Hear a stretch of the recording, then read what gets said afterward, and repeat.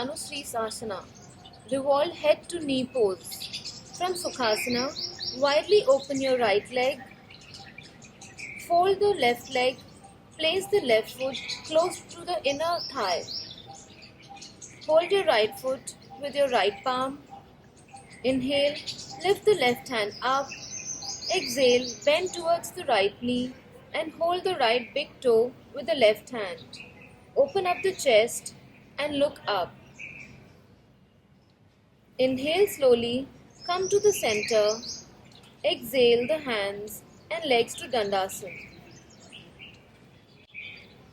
Repeat the same on the other side. Keep the right foot to the left inner thigh. Hold the left foot with the left palm. Inhale, raise right hand up. Exhale, bend towards the left knee and try to hold the left big toe with the right hand. Slowly, inhale, come up. Exhale and relax in Sukhasana.